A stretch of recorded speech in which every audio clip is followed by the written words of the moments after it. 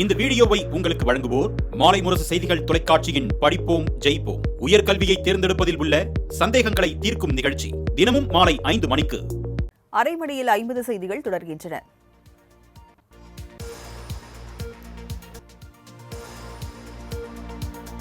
கேரளாவில் ஓடும் காரில் இருந்து தாய் மகள் சாலையில் விழும் சிசிடிவி காட்சிகள் வெளியாகி பரபரப்பை ஏற்படுத்தியுள்ளது.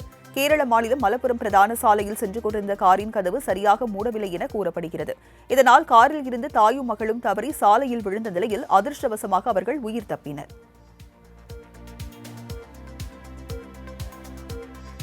திருச்சியில் தாசில்தார் முன்னிலையில் இறந்த குழந்தையின் உடல் தோண்டி எடுக்கப்பட்டு பிரேத பரிசோதனை மேற்கொள்ளப்பட்டது. திருச்சி புத்தூர் பகுதியில் உள்ள தனியார் மருத்துவமனையில் மன்னார்குடியை சேர்ந்த ராதிகா என்பவருக்கு கடந்த 20ஆம் தேதி பெண் குழந்தை பிறந்துள்ளது. பிறந்து நலமுடன் இருந்த குழந்தை திடீரென மூச்சுத் திணறல் ஏற்பட்டு உயிரிழந்தது. மருத்துவர்கள் அலட்சியத்தால் குழந்தை இறந்ததாக கூறி உறவினர்கள் புகார் தெரிவித்த நிலையில் மருத்துவமனை மீது வழக்கு பதிவு செய்யப்பட்டது. இதனையடுத்து தாசில்தார் முன்னிலையில் இறந்த குழந்தையின் உடல் தோண்டி எடுக்கப்பட்டு பிரேத பரிசோதனை மேற்கொள்ளப்பட்டது.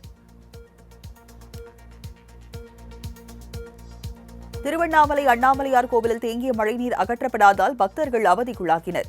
வைகாசி மாத பௌர்ணமியை முன்னிட்டு பல்வேறு மாநிலங்கள் மற்றும் மாவட்டங்களில் இருந்து வந்திருந்த பக்தர்கள் கோவில் பகுதிகளில் தேங்கியிருந்த மழைநீரில் பல மணி நேரம் வரிசையில் காத்திருந்து சாமி தரிசனம் செய்ய வேண்டிய சூழல் ஏற்பட்டது.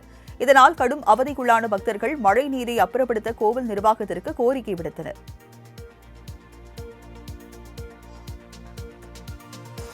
நீலகிரி மாவட்டம் பிதற்காடு அருகே சந்தகுன்னு பகுதியைச் சேர்ந்த ஜோஸ் ஆண்டனி என்பவர் காட்டு யானை தாக்கி உயிரிழந்த நிலையில் அதிநவீன ட்ரோன் கேமராக்கள் மூலம் யானையின் நடமாட்டத்தை கண்காணித்து அடர்ந்த வனப்பகுதிக்கு விரட்டும் பணியில் வனத்துறையினர் தீவிரமாக ஈடுபட்டுள்ளனர்.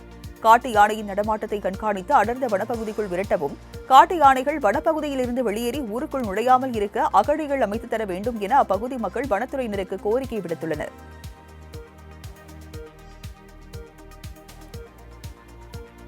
ஒட்டன்சத்திரம் அருகே 17 வயது சிறுமியை ஆசை வார்த்தை கூறி கொடைக்கானல் அழைத்து சென்று பாலியல் தொல்லை கொடுத்த நபரை போக்சோ சட்டத்தின் கீழ் கைது செய்து சிறையில் அடைத்தனர்.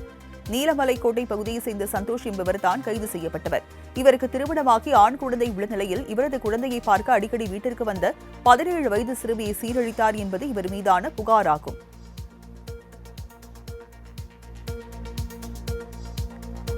ஆவடியில் பழமை வாய்ந்த புனித அந்தோனியார் திருத்தலத்தில் 75ஆம் ஆண்டு பெருவிழா கொடியேற்றத்துடன் துவங்கியது.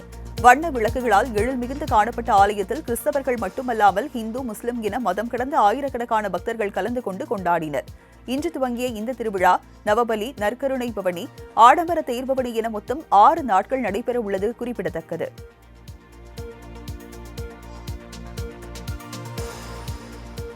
நீலகிரி மாவட்டம் குன்னூர் மேட்டுப்பாளையம் தேசிய நெடுஞ்சாலையில் முகாமிட்டுள்ள 3 காட்டு யானைகள் மரத்தின் மீது ஏறி பலாப்பழம் பறிக்கும் காட்சி வைரலாகி வருகிறது. குன்னூர் மேட்டுப்பாளையம் தேசிய நெடுஞ்சாலையில் பரளியார் பகுதியில் கடந்த 1 வார காலமாக 3 காட்டு யானைகள் முகாமிட்டு சுற்றி வருகிறது. இதனால் வாகன ஓட்டிகள் காட்டு யானைகளை புகைப்படம் எடுக்கவோ அச்சுறுத்தவோ கூடாது என வாகனத்தில் செல்வோர் பாதுகாப்பாக செல்ல வேண்டும் என வனத்துறையினர் எச்சரிக்கை விடுத்துள்ளனர். கிருஷ்ணகிரி மாவட்டத்தில் பெருவாரியான விவசாயிகள் மா உற்பத்தி வருவாயை நம்பியே உள்ளனர். இந்த ஆண்டு போதிய விளைச்சல் இருந்தும் மாவிற்கு விலை சரிந்து கடுமையாக வீழ்ச்சியடைந்தால் மா விவசாயிகள் வாழ்வாதாரம் கடுமையாக பாதிக்கப்பட்டுள்ளது. இந்த நிலையில் மாங்காய்களுக்கு இழப்பீடு மற்றும் குறைந்தபட்ச ஆதார விலை கோரி தமிழக விவசாயிகள் சங்கமும் கிருஷ்ணகிரி மா உற்பத்தியாளர் சங்கமும் சேர்ந்து போச்சம்பள்ளி வட்டாட்சியர் அலுவலகம் முன்பு கவன ஈர்ப்பு ஆர்ப்பாட்டம் நடத்தினர்.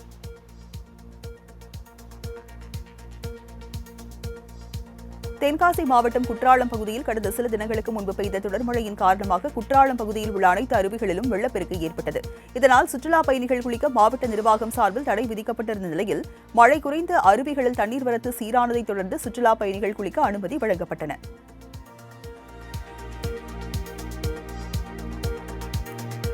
சென்னை ஈஞ்சம்பாக்கத்தில் பிறந்து 43 நாட்களே ஆன பெண் குழந்தையை தாயை கொன்ற சம்பவம் அதிர்ச்சியை ஏற்படுத்தியுள்ளது.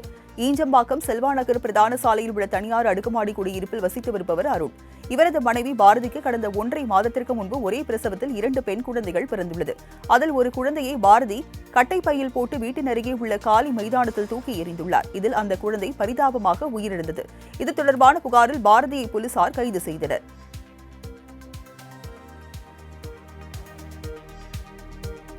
சேலம் மாவட்டம் ஏற்காடு சேர்வராயன் புகைக்கோவிலில் சுங்க கட்டணம் வசூலிப்பதில் பெரிய அளவு முறைகேடு நடந்து வருவதாக எம்எல்ஏ சித்ரா குற்றம் சாட்டியுள்ளார். சேர்வராயன் குகை கோவிலில் நடைபெற்ற தேரோட்டம் குறித்து எந்தவித தகவலும் தெரிவிக்காதது குறித்து அறநிலையத்துறை செயல் அலுவலர் அமுத சுரபியிடம் சரமாரியாக கேள்வி எழுப்பிய எம்எல்ஏ சித்ரா அதன்பின் செய்தியாளர்களுக்கு பேட்டியளித்தார். அப்போது டெண்டர் விடாமல் வசூலிக்கப்பட்டு வரும் சுங்க கட்டணத்தை அறநிலையத்துறை செயல் அலுவலர் என்ன செய்கிறார் என்பது தெரியவில்லை என்றார்.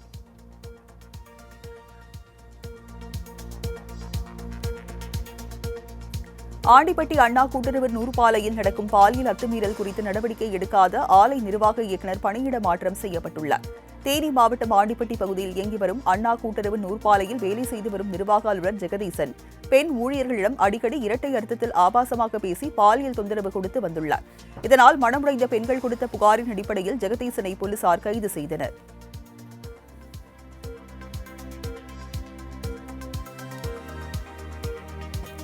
ராயபுரம் பகுதியில் அமைந்துள்ள தனியார் பள்ளியில் சுமார் 500 மாணவிகளுக்கு கல்வி உபகரணங்கள் அடங்கிய தொகுப்புகள் வழங்கப்பட்டது.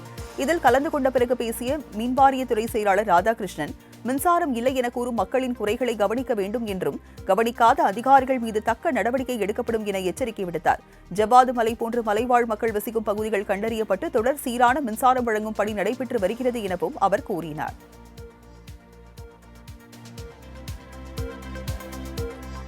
ஒசூர் பிரித்தியங்கரா தேவி கோவிலில் பௌர்ணமியை முன்னிட்டு பக்தர்கள் பங்கேற்ற விளக்காய் வத்தல் யாகம் நடைபெற்றது. அப்போது ஸ்ரீமகா பிரித்தியங்கரா தேவி அம்மனுக்கு சிறப்பு ஆராதனைகள் செய்யப்பட்டது. இதில் மும்பையை சேர்ந்த பிரபல நடிகை கலந்து கொண்டு வழிபாடு நடத்தினார். மேலும் தமிழ்நாடு, கர்நாடகா, ஆந்திரா ஆகிய பகுதிகளைச் சேர்ந்த பக்தர்களும் கலந்து கொண்டு அம்மனை வழிபட்டு சென்றனர். நெடுஞ்சாலை, நகராட்சி நிர்வாகத்துறை, ஊரக வளர்ச்சித்துறை ஆகியவற்றின் கட்டுப்பாட்டில் உள்ள சாலைகளில் நடைபெற்று வரும் சீரமைப்பு பணிகள் குறித்த ஆய்வுக் கூட்டம் சென்னையில் துணை முதலமைச்சர் உதயநிதி தலைமையில் நடைபெற்றது. இதில் தற்போதைய சாலைகளின் நிலை மற்றும் புதிதாக சாலை பணிகள், சாலைகளின் நீளம், எண்ணிக்கை குறித்து விரிவாக ஆய்வு மேற்கொள்ளப்பட்டது. இதில் அமைச்சர் KN நேரு, நாடாளுமன்ற உறுப்பினர் தயாநிதி மாறன் மற்றும் அரசு அலுவலர்கள் பலர் கலந்து கொண்டனர். அமைச்சர் ஏவா வேலுவிற்கு பணமாலை போட்டு வரவேற்ற திருவண்ணாமலை மாவட்ட தவிக செயலாளர் பாரதிதாசன் விஜய்க்கு மன்னிப்பு கடிதம் எழுதியுள்ளார். திருவண்ணாமலை மாவட்ட தவிக செயலாளராக பணியாற்றி வரும் பாரதிதாசன் என்பவர் அவருக்கு சொந்த வீட்டின் புதுமனை விழாவிற்கு அமைச்சர் ஏவா வேலுவுக்கு அழைப்பு விடுத்திருந்தார். இதனை ஏற்று நிகழ்ச்சியில் பங்கேற்ற அமைச்சர் ஏவா வேலுவுக்கு பாரதிதாசன் பணமாலை அணிவித்து மரியாதை அளித்தார். இந்நிலையில் பாரதிதாசன் இந்த செயலுக்கு வருத்தம் கேட்டு கட்சித் தலைவர் விஜய்க்கு மன்னிப்பு கடிதம் எழுதியுள்ளார். ஆபரேஷன் சிந்தூர் குறித்து இந்தியாவின் நிலைப்பாட்டை உலக நாடுகளுக்கு தெரியப்படுத்துவதில் முழுமையாக ஆதரவு கிடைத்ததாக காங்கிரஸ் தலைவர் சசி தரூர் தெரிவித்துள்ளார். ஆபரேஷன் சிந்தூர் குறித்து உலக நாடுகளுக்கு எடுத்துரைக்க அனைத்துக் கட்சி நிர்வாகிகள் அடங்கிய 7 குழுக்களை மத்திய அரசு நியமித்தது. அதன்படி காங்கிரஸ் உறுப்பினர் சசி தரூர் தலைமையிலான குழு கயானா, பனாமா, அமெரிக்கா உள்ளிட்ட 5 நாடுகளுக்கு பயணம் மேற்கொண்டது. இந்நிலையில் பயணத்தை முடித்துக் கொண்டு இந்தியா திரும்பிய சசி தரூர் பயணம் மேற்கொண்ட 5 நாடுகளிலும் தங்களுக்கு உரிய மரியாதை அளிக்கப்பட்டதாகவும் தங்களின் பயணம் உரிய பலனை அளித்ததாகவும் தெரிவித்தார். இந்தியா பாகிஸ்தான் மக்களுக்கு எதிரானது அல்ல என்றும் அதன் ராணுவத்திற்கு மட்டும்தான் எதிரானது என பாஜக MP ரவிசங்கர் பிரசாத் தெரிவித்துள்ளார். இதுகுறித்து டெல்லியில் செய்தியாளர்களிடம் பேசிய அவர், பாகிஸ்தான், இந்தியா ஒரே நாளில் தோன்றினாலும் இந்தியா உலகின் 4வது பெரிய பொருளாதார நாடாக இருப்பதாகவும் பாகிஸ்தானின் நிலைமை மோசமாக இருப்பதாகவும் தெரிவித்தார். வரி, போர் நிறுத்தம், இந்திய மாணவர் சேர்க்கை என அமெரிக்கா தொடர்ந்து இந்தியாவை அவமதித்து வருவதாக காங்கிரசின் சுப்ரியா ஷிண்டே தெரிவித்துள்ளார். இதுகுறித்து டெல்லியில் செய்தியாளர்களிடம் பேசிய அவர், இந்திய வம்சாவளி மாணவர்கள் அமெரிக்கா செல்ல சிரமப்படுவதாகவும் அமெரிக்காவில் கல்விக்கான சேர்க்கையில் நிராகரிக்கப்படுவதாகவும் புகார் தெரிவித்தார். மேலும் போர் நிறுத்தத்தின் பெருமையை அதிபர் 12 முறை எடுத்து கூறியதாக தெரிவித்த அவர், இந்தியாவை பாகிஸ்தானுடன் ஒப்பிட்டு பேசி அவமதிப்பதாக குற்றம் சாட்டினார். கேரள மாநிலம் திருவனந்தபுரத்தில் உள்ள ரயில்வே கோட்ட அலுவலகத்தில் இந்திய ஜனநாயக வாலிபர் சங்கத்தினர் போராட்டம் நடத்தினர்.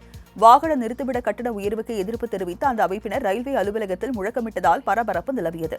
இதையடுத்து அங்கிருந்த ரயில்வே போலீசார் இந்திய ஜனநாயக வாலிபர் சங்கத்தினரை குண்டுகட்டாக தூக்கி வெளியேற்றினர். ஆஸ்திரியாவின் கிராஸ் நகரில் உள்ள உயர்நிலைப் பள்ளியில் மர்ம நபர்கள் நடத்திய துப்பாக்கிச் சூட்டில் 11 பேர் பரிதாபமாக உயிரிழந்தனர். துப்பாக்கிச் சூடு நடத்தியவர் அதன்பின் தற்கொலை செய்து கொண்டதாக தகவல் வெளியாகியுள்ளது. இது தொடர்பாக அந்நாட்டு உள்துறை அமைச்சக அதிகாரிகள் கூறுகையில், துப்பாக்கிச் சூடு குறித்து தகவல் அறிந்தவுடன் சிறப்பு படையினர் அனுப்பி வைக்கப்பட்டனர். பள்ளியில் இருந்த மாணவர்கள் மற்றும் ஊழியர்கள் பாதுகாப்பாக வெளியேற்றப்பட்டனர் என தெரிவித்தனர். TNPL கிரிக்கெட் தொடரில் 7 ரன்கள் வித்தியாசத்தில் திருச்சி அணியை வீழ்த்தி சேலம் ஸ்பார்டன்ஸ் அணி அபார வெற்றி பெற்றது. 7வது லீக் ஆட்டத்தில் சேலம் ஸ்பார்டன்ஸ், திருச்சி கிராண்ட் சோழாஸ் அணிகள் மோதின. முதலில் களமிறங்கிய சேலம் அணி நிர்ணயிக்கப்பட்ட 20 ஓவர்களில் 8 விக்கெட்டுகளை இழந்து 179 ரன்கள் எடுத்தது. இதனைத் தொடர்ந்து 180 ரன்கள் எடுத்தால் வெற்றி என்ற இலக்குடன் ஆடிய திருச்சி அணி 9 விக்கெட்டுகளை இழந்து 172 ரன்கள் மட்டுமே எடுத்தது. இதன் மூலம் 7 ரன்கள் வித்தியாசத்தில் சேலம் அணி த்ரில் வெற்றி. ஈரோடு மற்றும் சேலம் மாவட்டத்தில் முதலமைச்சர் மு.க.ஸ்டாலின் இன்றும் நாளையும் கள ஆய்வு மேற்கொள்ள உள்ளார். அதன்படி இன்று ஈரோடு சென்று அங்கு 2 நாட்கள் நடைபெறவுள்ள வேளாண் கண்காட்சி மற்றும் கருத்தரங்கை திறந்து வைக்கிறார். மாலையில் சேலம் செல்லும் முதலமைச்சர் சேலம் திமுக மாவட்ட நிர்வாகிகளை சந்தித்து சட்டமன்ற தேர்தல் பணிகள் மற்றும் உறுப்பினர் சேர்க்கை அதிகரிப்பது தொடர்பாக ஆலோசனை மேற்கொள்கிறார். இந்த நிகழ்ச்சிக்கு நடுவே முதலமைச்சர் ரோட் ஷோ செல்கிறார். அதனைத் தொடர்ந்து முதலமைச்சர் மு.க.ஸ்டாலின் நாளை மேட்டூர் அணையை திறந்து வைக்கிறார். பின்னர் 1 லட்சம் பேருக்கு நலத்திட்ட உதவிகளை வழங்கும் மு.க.ஸ்டாலின் முடிவுற்ற பணிகளை திறந்து வைத்து புதிய பணிகளுக்கு அடிக்கல் நாட்டுகிறார். காலை உணவு திட்டம் என்பது வெறுமனே மாணவர்களின் பசியை போக்கும் திட்டமோ ஊட்டச்சத்தை அளிக்கும் திட்டமோ மட்டுமல்ல, நாளைய தமிழ்நாட்டிற்கான வலுவான அடித்தளம் என முதலமைச்சர் மு.க.ஸ்டாலின் பெருமிதம் தெரிவித்துள்ளார். முதலமைச்சரின் காலை உணவு திட்டம் சிறப்பாக இருந்ததாக அரசு பள்ளி ஆசிரியர் ஒருவர் எக்ஸ் தளத்தில் பதிவிட்டிருந்தார். அதனை குறிப்பிட்டு முதலமைச்சர் வெளியிட்டுள்ள தனது எக்ஸ் தள பதிவில், எந்த மாவட்டத்தில் ஆய்வு மேற்கொண்டாலும் மாவட்ட ஆட்சியர் போன்ற உயரதிகாரிகளை பார்த்தாலும் உங்கள் பகுதியில் முதலமைச்சரின் காலை உணவு திட்ட உணவின் தரத்தை பள்ளிகளுக்கு சென்று ஆய்வு செய்தீர்களா என தான் கேட்பது வழக்கம் என குறிப்பிட்டுள்ளார். அந்த வகையில் ஆசிரியர் ஒருவரே அதை செய்திருப்பது கண்டு மகிழ்ச்சி அடைவதாகவும் குறிப்பிட்டுள்ளார். ராமநாதபுரம் மாவட்டம் ராமேஸ்வரம் ராமநாத சுவாமி திருக்கோவிலில் உள்ளூர் மக்கள் சுவாமி தரிசனம் செய்யும் வழியை எந்தவித முன்னறிவிப்பும் இன்றி மூடியிருப்பதோடு ரூபாய் 200 கட்டணம் செலுத்தினால் மட்டுமே தரிசனம் செய்ய முடியும் என்று அறிவித்திருப்பது உள்ளூர் பக்தர்களின் வழிபாட்டு உரிமைகளுக்கு எதிரானது என எதிர்க்கட்சித் தலைவர் எடப்பாடி பழனிசாமி கண்டனம் தெரிவித்துள்ளார். மன தூய்மையோடு கோயிலுக்கு வரும் உள்ளூர் மக்களின் மனதை புண்படுத்தும் வகையிலும் அவர்களுக்கு ஆற்றேனா துயரத்தையும் செலவையும் ஏற்படுத்தும் வகையிலும் எடுத்துள்ள கட்டண வசூல் நடவடிக்கைகளை உடனடியாக திரும்பப் பெற வேண்டும் என்று எடப்பாடி பழனிசாமி வலியுறுத்தியிருக்கிறார். தமிழகத்தில் சென்னை உள்ளிட்ட பல்வேறு பகுதிகளில் வெளுத்து வாங்கிய கனமழையால் வெப்பம் தணிந்து குளிர்ச்சியான சூழல் உருவாகியுள்ளது. சென்னையில் காலை முதல் வெயில் வாட்டி வந்த நிலையில் மாலையில் கருமேகம் சூழ்ந்து இடி மின்னல் காற்றுடன் கூடிய கனமழை பெய்தது. குறிப்பாக திருவான்மியூர், செம்மஞ்சேரி, கொட்டிவாக்கம், பாலவாக்கம் உள்ளிட்ட பகுதிகளில் கனமழை பெய்தது. இதேபோல் தென்காசி, விழுப்புரம், ஈரோடு, கள்ளக்குறிச்சி உள்ளிட்ட மாவட்டங்களில் பலத்த காற்று, இடியுடன் கூடிய கனமழை பெய்தது. திடீரென பெய்த பலத்த கனமழை காரணமாக சாலையில் மழைநீர் பெருக்கெடுத்து ஓடியது.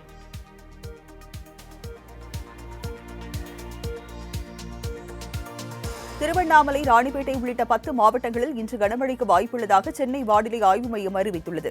தென்னிந்திய பகுதிகளில் மேல் நிலவும் வளிமண்டல மேலடுக்கு சுழற்சி காரணமாக நாளை கோவை, நீலகிரி, தேனி, தென்காசி, திருவள்ளூர், ராணிப்பேட்டை ஆகிய 6 மாவட்டங்களில் கனமழைக்கு வாய்ப்புள்ளதாக தெரிவிக்கப்பட்டுள்ளது.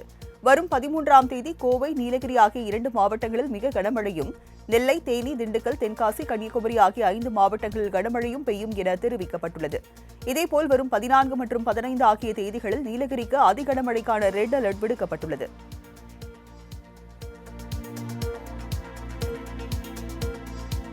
தமிழகம் முழுவதும் 18 ஐபிஎஸ் அதிகாரிகள் பணியிட மாற்றம் செய்யப்பட்டுள்ளனர். இதில் 3 பேருக்கு பதவி உயர்வு வழங்கப்பட்டுள்ளது. இதுகுறித்து தமிழக உள்துறை செயலாளர் தீரஜ்குமார் வெளியிட்டுள்ள அறிக்கையில், சென்னை தலைமையக டிஐஜி மகேஷ்குமார் தமிழ்நாடு கடலோர பாதுகாப்பு குழும டிஐஜியாகவும், தமிழ்நாடு கடலோர பாதுகாப்பு குழும டிஐஜி ஜெயந்தி சென்னை காவல் தொழில்நுட்ப பிரிவு டிஐஜியாகவும் நியமிக்கப்படுவதாக கூறப்பட்டுள்ளது.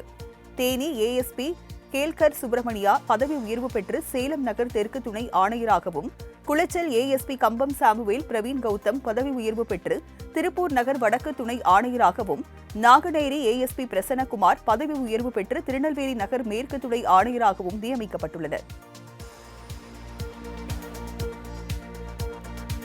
அனைத்து கட்சி எம்பிக்கள் குழுவினர் பிரதமர் மோடியை சந்தித்தனர். இந்த சந்திப்பு டெல்லியில் உள்ள பிரதமரின் இல்லத்தில் நடைபெற்றது. அப்போது அவர்களிடம் நலம் விசாரித்த பிரதமர் மோடி வெளிநாட்டு பயணத்தின் போது நடந்தவற்றை கவனமாக கேட்டறிந்தார். கட்சி பாகுபாடு இன்றி நாட்டின் ஒற்றுமையை அவர்கள் எடுத்துரைத்த விதத்தை மோடி பாராட்டினார். மேலும் குழுவில் இடம்பெற்றிருந்த எம்பிக்கள் பிரதமரிடம் அறிக்கைகளை வழங்கினர். பின்னர் பிரதமருடன் குழு புகைப்படமும் எடுத்துக் கொண்டனர். குழுவில் இடம்பெற்றிருந்த சுமார் 50 எம்பிக்களும் பிரதமருடன் தனியாகவும் பேசினார்கள்.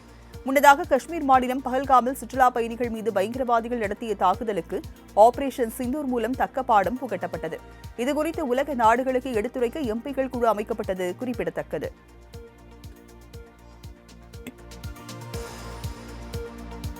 விருத்தாச்சலத்தில் பாத யாத்திரை சென்று கொண்டிருந்தவர்கள் மீது கார் மோதியதில் 3 பேர் உயிரிழந்த நிலையில் 4 பேர் பலத்த காயமடைந்துள்ளனர். அங்குள்ள வரதராஜன்பேட்டை கிராமத்தை சேர்ந்த இருதயசாமி, ஸ்டெல்லா மேரி, சகாய மேரி உள்ளிட்ட 10க்கும் மேற்பட்டோர் தங்கள் ஊரில் இருந்து மேல் நாரியப்பனூர் கிராமத்தில் உள்ள அந்தோணியார் ஆலயத்திற்கு பாத யாத்திரை சென்றுள்ளனர். விருத்தாச்சலம் அருகே சாலையில் நடந்து செல்லும் போது இவர்கள் மீது கார் மோதியது. இந்த விபத்தில் இருதயசாமி, அவரது மகள் சகாயமேரி மற்றும் அதே கிராமத்தை சேர்ந்த ஸ்டெல்லா மேரி ஆகியோர் சம்பவ இடத்திலேயே உயிரிழந்தனர். மேலும் 4 பேர் பலத்த காயமடைந்தனர். தகவல் அறிந்த போலீசார் காயமடைந்தவர்களை மீட்டு ஆம்புலன்ஸ் மூலம் விருத்தாச்சலம் அரசு மருத்துவமனைக்கு சிகிச்சைக்காக அனுப்பி வைத்தனர். ஆங்கிலேய கல்வி முறையை குறை சொல்லும் ஆளுநர் RN ரவி அவர்கள் உருவாக்கிய ஆளுநர் பதவியை வேண்டாம் என்று விட்டு செல்வாரா என்று தமிழக சட்டப்பேரவைத் தலைவர் அப்பாவு கேள்வி எழுப்பியுள்ளார். நெல்லை பாளையங்கோட்டை அரசு சித்த மருத்துவக் கல்லூரியில் புதிதாக அமைக்கப்பட்ட நூலகத்தை திறந்து வைத்த பின் செய்தியாளர்களுக்கு பேட்டியளித்த அவர் இவ்வாறு வினவினார். மேலும் பதவியை ராஜினாமா செய்துவிட்டு ஆளுநர் எது வேண்டுமானாலும் பேசலாம் என்றார். தமிழை அழிக்க நினைக்கும் அமித்ஷாவின் வாயில் தமிழ் வராது என விமர்சித்த அப்பாவு வருகிற தேர்தலிலும் திமுக கூட்டணி அமோக வெற்றி பெறும் என தெரிவித்தார்.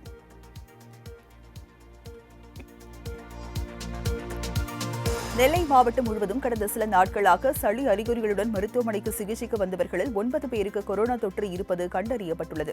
இதில் 7 பேருக்கு கொரோனா பாதிப்பு சரியாகிவிட்டதாக சுகாதாரத்துறை அதிகாரிகள் தெரிவித்தனர்.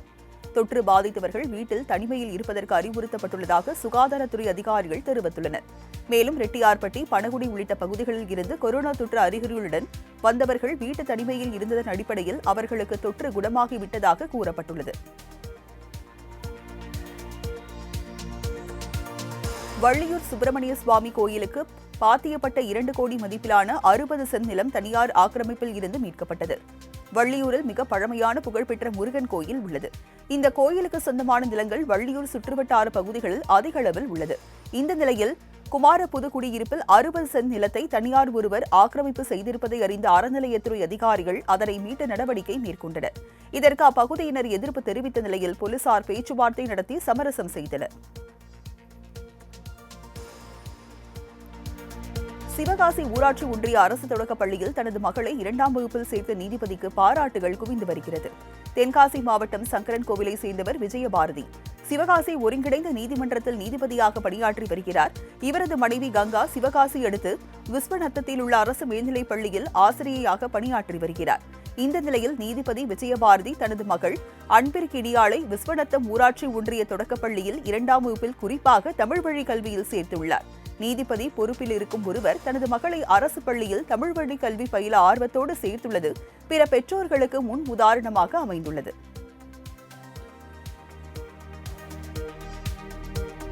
நீர்நிலைகள் பராமரிப்பில் சிறந்து விளங்கும் மாவட்டங்களுக்கான மத்திய அரசின் விருதுக்கு நெல்லை மாவட்டம் தேர்வாகியுள்ள நிலையில் நீர்நிலை பராமரிப்பின் உண்மைத்தன்மை குறித்து மத்திய குழுவினர் கள ஆய்வு மேற்கொண்டனர்.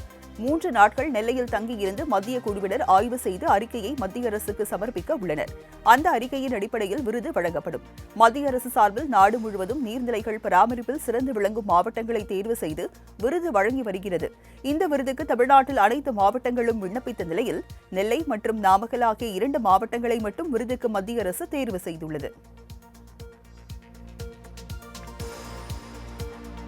தஞ்சை மாவட்டம் பந்தநல்லூர் அருகே உள்ள நெய்க்குப்பை மகா மாரியம்மன் திருக்கோவிலில் 10ஆம் ஆண்டு தீமிதி திருவிழா விமரிசையாக நடைபெற்றது. மகா மாரியம்மன் திருக்கோவில் மிகவும் சக்தி வாய்ந்த திருத்தலமாக போற்றப்படுகிறது. இக்கோவிலில் ஆண்டுதோறும் தீமிதி திருவிழா வெகு விமரிசையாக நடைபெறும். அந்த வகையில் இந்த ஆண்டு கடந்த 1ஆம் தேதி கொடியேற்றம், காப்பு கட்டுதல் வைபவத்துடன் தொடங்கியது. இத்திருவிழாவின் முக்கிய நிகழ்வான தீமிதி திருவிழா கோலாகலமாக நடந்தது. கரகம், காவடி உள்ளிட்டவற்றுடன் வந்த பக்தர்கள் கோயில் அருகே அமைக்கப்பட்டிருந்த தீக்குண்டத்தில் இறங்கி நேர்த்திக்கடன் செலுத்தினர்.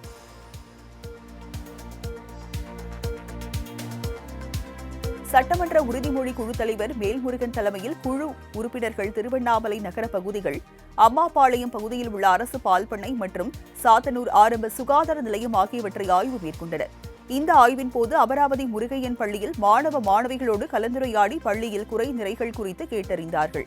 அப்போது சாதி சான்றிதழ் தரக்கோரி விண்ணப்பித்தும் இதுவரை தனக்கு சாதி சான்றிதழ் வழங்கவில்லை என மாணவி ஒருவர் கண்ணீர் விட்டு கதறி எழுந்தார். இதையடுத்து உடனடியாக நடவடிக்கை எடுக்க கோரி சட்டமன்ற உறுதிமொழி குழு தலைவர் வேல்முருகன் மாவட்ட ஆட்சியருக்கு பரிந்துரை செய்தார்.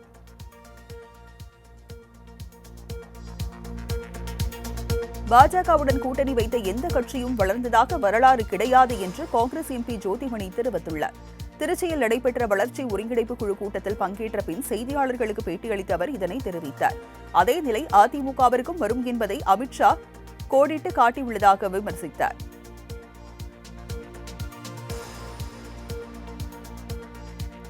கோவை மாவட்டம் சூலூரில் திமுக அரசின் 4 ஆண்டு சாதனை விளக்க பொதுக்கூட்டம் நடைபெற்றது. இதில் திமுக அமைப்பு செயலாளர் RS பாரதி கலந்து கொண்டு பேசினார். அப்போது பாமகவை போலவே அதிமுகவும் எடப்பாடி பழனிசாமி அணி, SP வேலுமணி அணி என இரண்டாக பிளவுபடும் என்றார். பாஜகவுடன் கூட்டணி அமைத்துள்ளதால் இந்த தேர்தலுடன் அதிமுக என்ற கட்சியே இல்லாமல் போய்விடும் சூழல் உருவாகியுள்ளதாக அவர் கூறினார். மோடி எத்தனை முறை வந்தாலும் தமிழகத்தில் ஸ்டாலின் ஆட்சிதான் அமையும் என்றும் RS பாரதி நம்பிக்கை தெரிவித்தார்.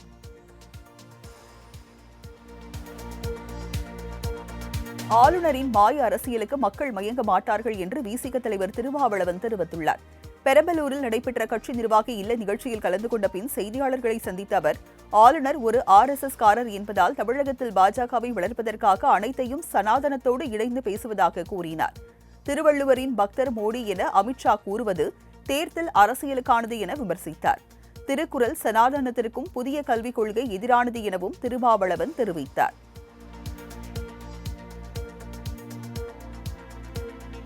ஆக்சியம் 4 மிஷன் மீண்டும் ஒத்திவைக்கப்படுவதாக SpaceX நிறுவனம் தெரிவித்துள்ளது. அமெரிக்காவின் நாசாவின் கென்னடி விண்வெளி மையத்தில் இருந்து இன்று மாலை 5:30 மணிக்கு Falcon 9 ராக்கெட் மூலம் ஆக்சியம் ஸ்பேஸ் எனும் தனியார் நிறுவனத்தின் ஆக்சியம் 4 மனித விண்வெளி பயணத்திற்கான SpaceX டிராகன் விண்கலம் விண்ணில் ஏவப்பட இருந்தது. இந்நிலையில் திரவ ஆக்சிஜன் கசிவு காரணமாக ஆக்சியம் 4 மிஷன் மீண்டும் ஒத்திவைக்கப்பட்டுள்ளது. ஆக்சியம் 4 மிஷன் மூலம் இந்திய விண்வெளி வீரர் சுபான்ஷு சுக்லா, அமெரிக்காவை சேர்ந்த மிஷன் கமாண்டர் பெகி விட்சன், ஹங்கேரியை சேர்ந்த விண்வெளி நிபுணர் திபோர் கபு மற்றும் போலாந்தை சேர்ந்த ஸ்லோவஸ் உஸ்கேனி ஆகியோர் சர்வதேச விண்வெளி மையத்திற்கு செல்கின்றனர்.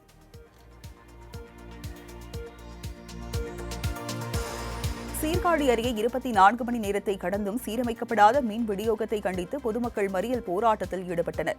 மயிலாடுதுறை மாவட்டம் சீர்காழி சுற்றுவட்டார பகுதிகளில் கடந்த 9ஆம் தேதி சூறாவளி காற்றுடன் வெளுத்து வாங்கிய கனமழையால் பல்வேறு பகுதிகளில் மின்கம்பம் விழுந்து மின்சாரம் துண்டிக்கப்பட்டது. இந்த நிலையில் 24 மணி நேரத்தை கடந்தும் மின் விநியோகம் வழங்கப்படாததால் ஆத்திரமடைந்த பொதுமக்கள் சீர்காழி பிரதான சாலையில் மறியலில் ஈடுபட்டனர். சம்பவம் குறித்து தகவல் அறிந்து வந்த போலீசார் பேச்சுவார்த்தை நடத்திய நிலையில் போராட்டம் கைவிடப்பட்டது.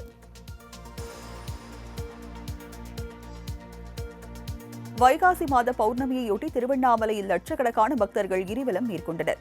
நினைத்தாலே முக்தி தரும் திருவண்ணாமலை அண்ணாமலையார் கோவிலில் வைகாசி மாத பௌர்ணமி தினத்தையொட்டி பல்வேறு பகுதிகளில் இருந்தும் வருகை தந்திருந்த லட்சக்கணக்கான பக்தர்கள் 14 கிலோமீட்டர் தூரத்திற்கு விடிய விடிய சிவநாமம் உச்சரித்தபடி கிரிவலம் சென்றனர்.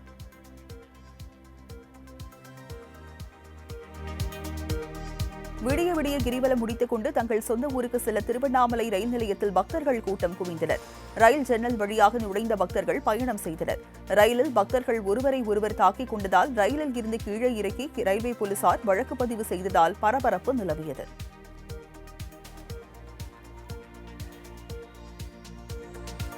தமிழ் AI தொழில்நுட்பத்தை ரயில்வே துறையில் பயன்படுத்த விரைவில் நடவடிக்கை எடுக்கப்படும் என மத்திய ரயில்வே துறை அமைச்சர் அஸ்வினி வைஷ்ணவ் தெரிவித்துள்ளார். சென்னையில் நடைபெற்ற தமிழ் AI தொடர்பான நிகழ்ச்சியில் வீடியோ கான்பரன்ஸ் வாயிலாக அஸ்வினி வைஷ்ணவ் உரையாற்றினார். அப்போது மின்னணு துறையின் தலைமையகமாக தமிழகத்தை உருவாக்க பிரதமர் மோடி செயலாற்றி வருவதாக கூறினார். மேலும் தமிழ் AI தொழில்நுட்பம் ரயில்வே துறையில் பயன்படுத்த விரைவில் நடவடிக்கை எடுக்கப்படும் என்றும் எவ்வாறு பயன்படுத்துவது என்பது குறித்து அதிகாரிகளுடன் ஆலோசனை நடைபெற்று வருவதாகவும் கூறினார்.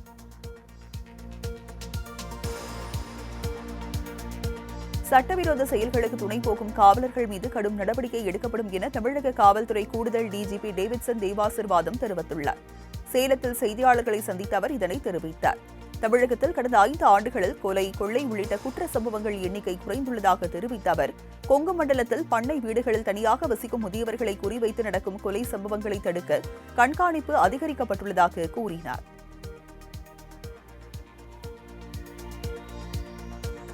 சேலத்தில் சிகரெட் ஏஜென்சி குடோனில் 26 லட்சம் ரூபாய் மதிப்புள்ள சிகரெட்டுகள் கொள்ளை போன வழக்கில் வடமாநில இளைஞர்கள் 2 கைது செய்யப்பட்டனர். சேலம் அழகாபுரம் சம்பந்தர் தெருவை சேர்ந்தவர் சிவபாலன் என்பவருக்கு சொந்தமான ஏஜென்சி குடோனில் இருந்து கடந்த 7ஆம் தேதி 26 லட்சம் மதிப்பிலான சிகரெட் பண்டல்கள் கொள்ளை போனது.